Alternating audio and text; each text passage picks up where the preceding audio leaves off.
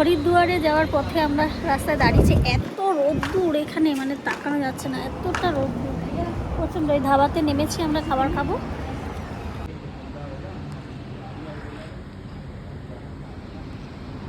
ধাবা এত সুন্দর, দেখো কত বড় ধাবাটা, খুব সুন্দর।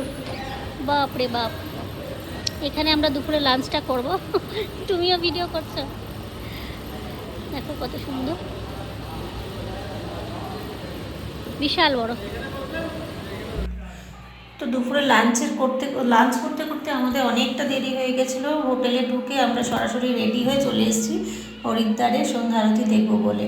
আর দেখো এখানে এসে পুরো মনটা ভরে গেছে, অনেক দিন ধরেই ভাবছিলাম আসবো আসবো হরিদ্বারে এই আরতি দেখবো, তো হয়ে ওঠেনি।